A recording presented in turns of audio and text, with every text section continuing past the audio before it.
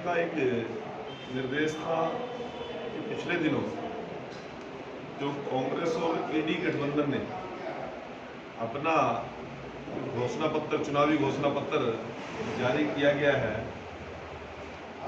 कुछ मुद्दे उसमें ऐसे हैं जो देश की एकता और अखंडता के लिए, समाज के लिए बहुत बड़ा आने वाले समय में खतरा हो सकता है।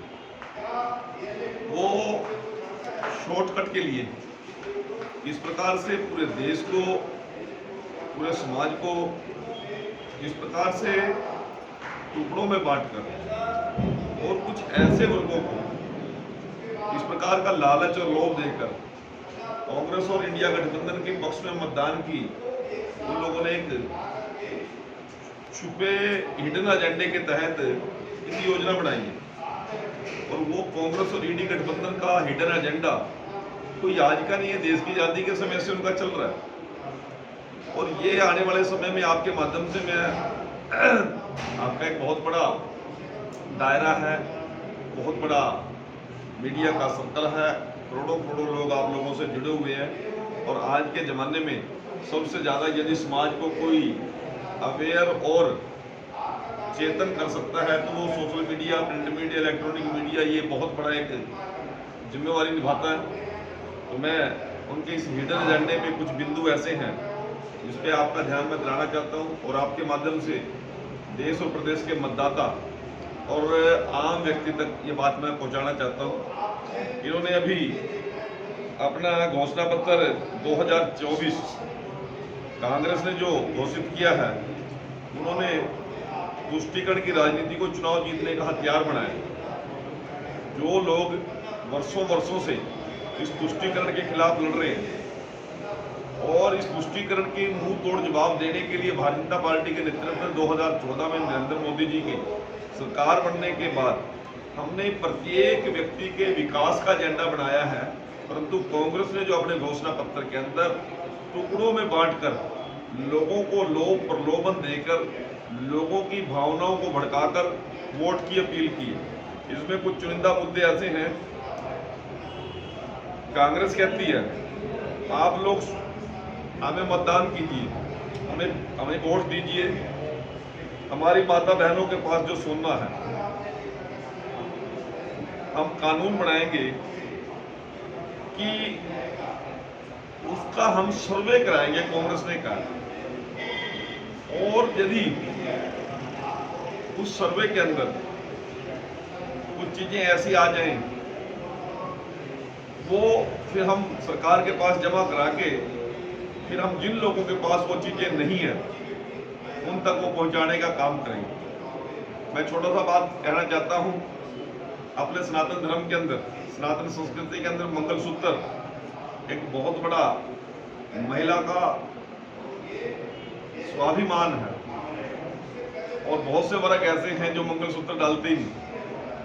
यदि देश की महिलाओं पर 80% महिलाओं के घरों में मंगलसूत्र मिलेगा और वो कहीं कांग्रेस के एजेंडे में जो चीज छुपी हुई है, उनको लगता है कि ये एक्स्ट्रा जेवर है, तो मंगलसूत्र को लेकर उन लोगों को देने का काम करेंगे जिनके पास मंगलसूत्र का कोई विचार ही नहीं है, सोच ही नहीं है। इसी प्रकार से इन लोगों ने कहा है कि कांग्रेस नौकरी पेशा लोगों ने अपने जो एफडी करवाई है या कोई अपना धनराशि बैंकों के माध्यम से जमा कराई है और वो कहते हैं कि हम इसकी जांच कराएंगे कि उसकी एफडी तो जो जिस व्यक्ति ने कराई है उसको जरूरत है या नहीं है।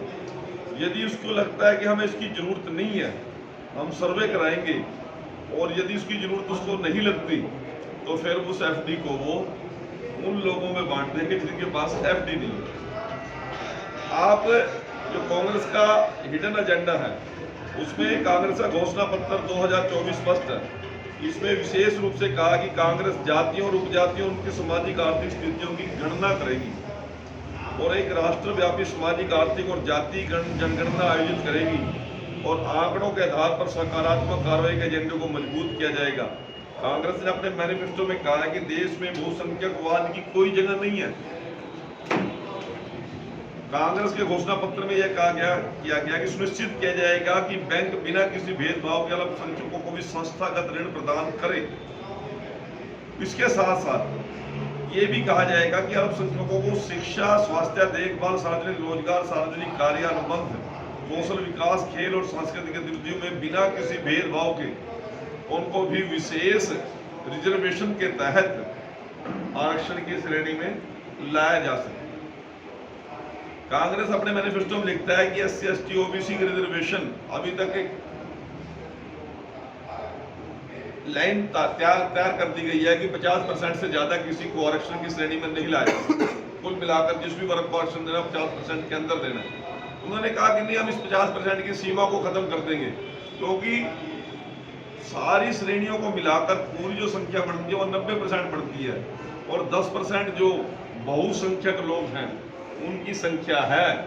उनका कहने का भाव क्या है कि सारी जातियां 50% में सिमट गई, परंतु बहुसंख्यक को 50% केवल उनको भी रिजर्वेशन इस बात किया कि वो बहुसंख्यक है, तो वो बहुसंख्यक के आरक्षण को, कैटेगरी को आरक्षण की श्रेणी में लेके आएंगे। और दूसरा सबसे बड़ी बात क्या कि जो लोग धर्म परिवर्तन कर गए, चाहे वो SC के हैं, BC के हैं, OBC के हैं, ST के हैं, वो धर्म परिवर्तन करने के बाद वो मुस्लिम तो बढ़ जाएंगे, ईसाई तो बढ़ जाएंगे, क्रिश्चियन तो बढ़ जाएंगे, परंतु उनको रिजर्वेशन का लाभ एज इट इज रहेगा। जबकि वो ये कहते हैं कि हिंदू धर्म में तो जातियां हैं, उपजातियां हैं, और मुसलमान में कोई जातियां नहीं है, उपजातियां नहीं है। जब उनमें वो जो कन्वर्जन करता है, फिर वो SC, ST कैसे रह जाएगा, वो OBC कैसे रह जाएगा, वो BC कैसे रह जाएगा, तो मुस्लिम हो गया। अब यदि कृष्ण बेदी को नहीं ये लगता है कि मैं हिंदू हूं, मुझे किसी बात का लाभ नहीं मिल रहा, और यदि मुझे मेरा नाम बदलकर, धर्म बदलकर कृष्ण की जगह क्रीम रख लूंगा अपना नाम, तो मुझे कोई लाभ मिल जाएगा, तो कितनी देर लगेगी इस देश के अंदर? मैं क्रीम तो बन गया, परंतु मेरा शेड्यूल कास्ट का दर्जा एज इट इज रहना चाहिए। जब मैंने धर्म परिवर्तन इसलिए किया है कि हिंदू धर्म में छुआछूत है, जाति भेदभाव है, इसलिए मैं वहां से उत्पीड़ित होकर वहां जा रहा हूँ। जब मैं वहां जा रहा हूँ तो फिर वहां तो फिर सभी जनरली है, वहां पे SC, ST कोई होता ही नहीं, वहां तो छुआछूत है ही नहीं है। परंतु वो कहते हैं, कांग्रेस कहते हैं कि हमारी सरकार रहेगी, आएगी तो हम SC, ST और कन्वर्जन करने वाले लोग, तो आप इस बात से अंदाजा लगा दीजिए जब ये चीज रहेगी तो किस प्रकार का कन्वर्जन होगा, किस प्रकार से लोग अल्पसंख्यक धर्मों में जाने के लिए अपने आप को शामिल कराएंगे। ये आपसे कोई छुपी हुई बात नहीं है। इसी प्रकार 5 अप्रैल को जो घोषणा पत्र राहुल गांधी जी ने जारी किया, उसने कहा कि 15% आबादी दलितों की है, 8% आबादी आदिवासियों की है, 15% आबादी माइनॉरिटीज की है, और 5% गरीब आबादी गरीब जनरल कास्ट की है। अगर इन सबको मिला दे तो 90% से ज्यादा आबादी इन लोगों की बनती है। अगर आप हिंदुस्तान की संस्थाओं को देखें, इंस्टीट्यूशन को देखें, बड़ी बड़ी कंपनियों को देखो, इनमें कोई भी इन कंपनियों में, इन इंस्टीट्यूशन में, संस्थाओं में नहीं दिखाई देता। इसलिए हम देश का एक्सरे कर देंगे, दूध का दूध और पानी का पानी हो जाएगा। इसके बाद हम फाइनेंशियल और इंस्टीट्यूशनल सर्वे कराएंगे और ये पता लगाएंगे कि किसके हाथ में कितना धन है, और वो धन जैसे हमें पता लगेगा फिर उसको एक समान रूप से बांटने का काम करेंगे। जो माओवादी कम्युनिस्ट पार्टियों में चलता था, जो काम कांग्रेस पहले भी करती रही है, तो उस प्रकार का एजेंडा लेकर कांग्रेस आई है। हम आपके माध्यम से इस देश के जागरूक मतदाताओं को जागरूक करना चाहते हैं। और कांग्रेस ने के नेता ने 5 अप्रैल को महाराष्ट्र में एक सार्वजनिक कार्यक्रम किया और उसमें कह दिया कि हमारी सरकार बनते ही हम तुरंत सर्वे कराएंगे कि इस व्यक्ति के पास कितनी संपत्ति है, और उस संपत्ति को फिर सारी टोटल पॉपुलेशन में कैलकुलेट करके फिर एक समान वितरण करने का काम करेंगे। आज मैं, मेरी पत्नी और 2 मेरे बेटे 24 घंटे काम करते हैं, हायर एजुकेशन ले ली, एजुकेशन लेने के बाद दिन रात मेहनत की, मैंने भी, मेरे बच्चों ने भी, और 10 रुपये यदि जोड़ लिए। एक व्यक्ति ऐसा है जो सुबह से लेकर शाम तक कोई काम नहीं करता, मौज मस्ती करता है, तो यदि मेरे धन का बंटवारा उस व्यक्ति के साथ किया जाए तो फिर इस देश में काम करने की जरूरत कौन समझेगा। तो इस प्रकार का एजेंडा जो कांग्रेस आज लेके आई है, इसको हमने लोगों के बीच में ले जाकर इसका कंडम करना है, लोगों को अवेयर करना है। उन्होंने कांग्रेस ने मैनिफेस्टो 2024 में लिखा, Congress will conduct a national wide socio economic and caste census to enumerate the castes and sub-castes and their socio-economic condition. Based on the data, we will strengthen the agenda for affirmative action. हम इस सारे के सारा socio economic data लेके और सभी को समान रूप से वितरण का काम करेंगे। तो मित्रों, ये चीजें हमें अवेयर करने की जरूरत है, लोगों को जागरूक करने की जरूरत है। कांग्रेस हमारी संपत्ति, गरीबों और हाशियों पर पड़े लोगों, SC ST की संपत्ति, महिलाओं की बचत को छीनना चाहती है। इसे विशेष रूप से अल्पसंख्यकों के बीच पुनर्वितरित करना चाहती है, जैसा कि कांग्रेस यूपी चाहती थी। अब जब राहुल गांधी जाति जनगणना के बाद जमीनों को और आवास योजनाओं के मकानों को एक धर्म के लोगों से दूसरे धर्म के लोगों में या एक जाति से दूसरे जाति में स्थानांतरित करना शुरू कर दे। याद है जब धार्मिक आधार विभाजन कारण लोगों सबको छोड़ छोड़ कर भागना पड़ा था, राहुल गांधी जाति के आधार पर ऐसा करना चाहते हैं। वो कहते हैं कि एक सीमा से ऊपर नकदी प्रवाह वाले व्यक्तियों या उनके खातों की जांच करेंगे। आपका ट्रांजैक्शन क्या है बैंक में, मेरे जी का, आपका, सबका चेक करेंगे। और एक मेरे जैसा मस्त मलंग है जिसने कहना बैंक में जाना ना चोनी जमा करानी ना कटवानी, तो कहते हैं उसको भी इनका ट्रांजैक्शन चेक करेंगे। और ट्रांजैक्शन चेक करने के बाद जिनके खातों में से लेन देन नहीं है, इनके खातों को उनसे कन्वर्ट करेंगे, ताकि उन लोगों के हाथ में भी इस व्यक्ति की संपत्ति उन लोगों के हाथ में चला जाए जो निठल्ले और ना कमाने वाले लोग। उन्होंने कहा कि शेड्यूल कास्ट की मुसलमानों में भी घुसाया जाए। उन्होंने कहा है कि मुसलमानों को सरकारी नौकरियों में अलग से 15% आरक्षण दिया जाए। OBC आरक्षण के को धर्म के आधार पर बांटकर मुसलमानों को 6% अलग से आरक्षण देना चाहते हैं। वो शेड्यूल कास्ट के अंदर भी मुसलमानों को 15% आरक्षण के बीच में जोड़ना चाहते हैं। तो मित्रों, हमारे अनुजाति वर्ग के लोगों के साथ, OBC वर्ग के लोगों के साथ कांग्रेस एक बहुत बड़ा अन्याय करना चाहती है। तो हम आप लोगों के माध्यम से उन लोगों को आगाह करना चाहते हैं कि कांग्रेस ऐसी गलती 2006 में दोहरा चुकी है। रंगनाथ मिश्र की एक कमेटी बनी थी, उसमें तय किया था जिन लोगों ने धर्म परिवर्तन किया है उनको भी आरक्षण का लाभ मिलेगा। तब बीजेपी ने पूरे देश के अंदर एक आंदोलन चलाया था, क्योंकि उस समय मैं भी भारतीय जनता पार्टी SC मोर्चा का प्रदेश अध्यक्ष था। पूरे देश के अंदर आंदोलन को हरियाणा में भी हमने किया था, तब जाके कांग्रेस उससे पीछे हटी थी।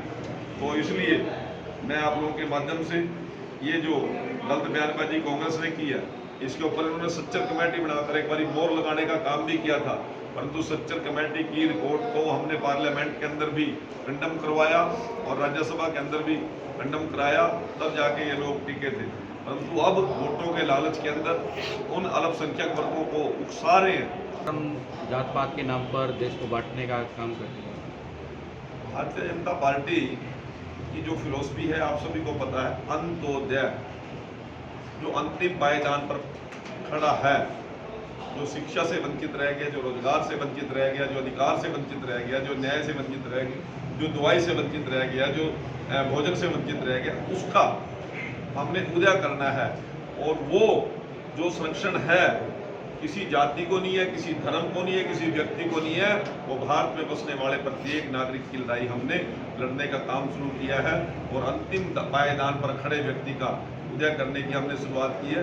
और हमारी सरकार ने 1,80,000 से नीचे के जो लोग आमदन के लोग हैं, उनको चाहे उज्ज्वला का लाभ देने की बात हो, चाहे आयुष्मान कार्ड देने की बात हो, उनके सिर के ऊपर छत देने की बात हो, उनके घर में स्वच्छ जल पहुंचाने की बात है, 85 करोड़ परिवारों को अनाज देने की बात है, उनके लोगों के बच्चों के लिए। पहले हमने पहली क्लास से लेकर MA क्लास तक सरकारी विश्वविद्यालय और कॉलेज में फीस माफ की थी, परंतु हमने अब प्राइवेट यूनिवर्सिटीज और कॉलेज में भी हमने फीस माफ करने की बात की है।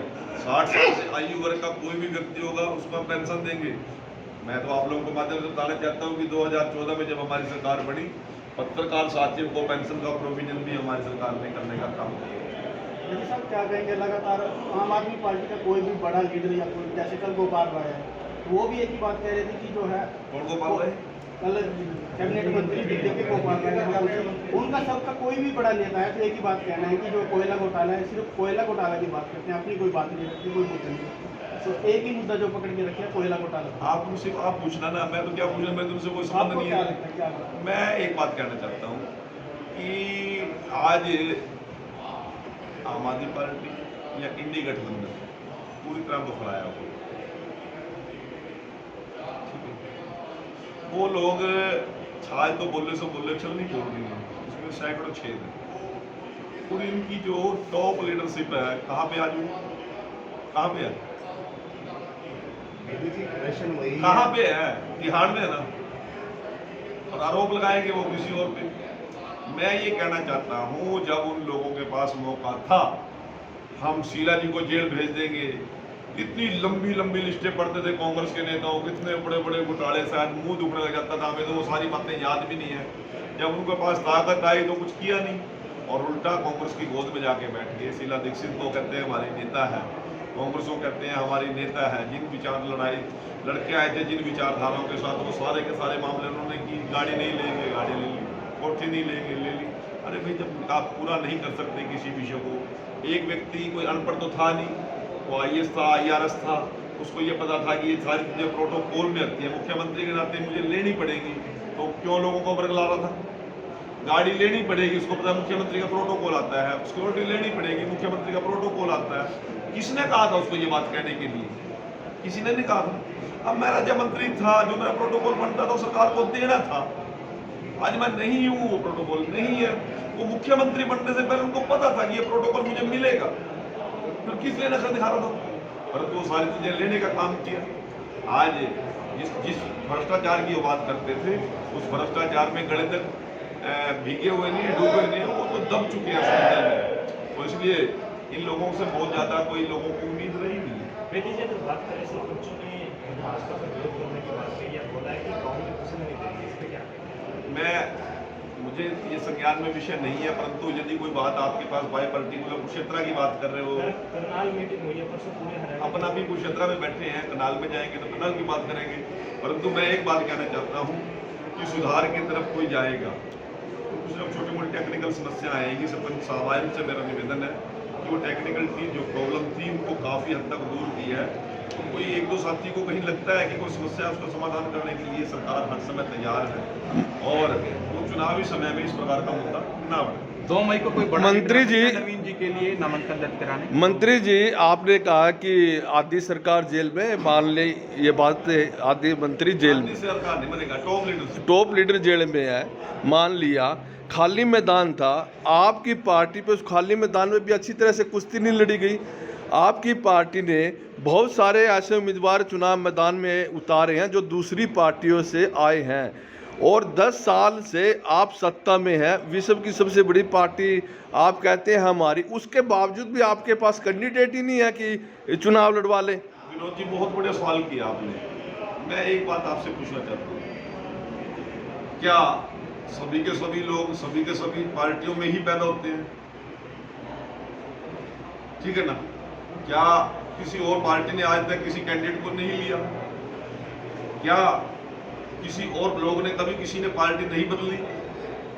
ये एक कहने की बातें हैं, परंतु रणनीति के हिस्से होते हैं राजनीतिक तौर पर। उस रणनीति के तहत भारतीय जनता पार्टी कार्यकर्ताओं की कमी नहीं है, नेताओं की कमी नहीं है, और नेतृत्व की कमी नहीं है, परंतु कुछ सर्कमस्टांसेस के हिसाब से कुछ लोगों को पार्टी में लाना भी पड़ता है, उनको एडजस्ट भी करना पड़ता है, उनको मोबिलाइज भी करना पड़ता है।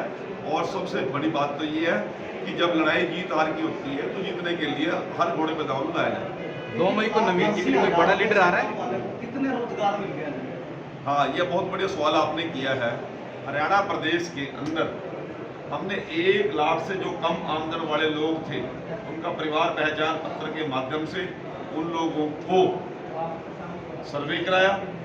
हर ब्लॉक स्तर पर हमने कैंप लगाए, उन लोगों को सब रोजगार के लिए लोन देने की बात की, उनके लिए पशुपालन की बात थी, चाहे दुकान की बात थी, चाहे उन लोगों को अपने पैरों पर खड़े होने की बात थी, चाहे 5 अंक देकर हरियाणा कौशल रोजगार निगम के माध्यम से उनकी योग्यता के अनुसार उनको एडजस्ट करने की बात थी, या हरियाणा प्रदेश की जो पब्लिक सर्विस कमीशन है, हरियाणा प्रदेश की जो हरियाणा स्टाफ सिलेक्शन कमीशन है, उसके माध्यम से भी उन लोगों को रिलीफ देके हमने एम्प्लॉयमेंट देने के लिए काम किया। और हमारा पहला प्रयास ये है कि 1 लाख से कम आमदन वाला जो भी परिवार है उसको 1,80,000 तक अब उसके संसाधन जुटाकर उसको मजबूत करके वहाँ तक पहुँचाने का काम करें। और ये निरंतर चलने वाला काम है, इसको हम चला के रखें। 2 मई को नवीन जी के लिए कोई बड़ा लीडर आ रहा है क्या?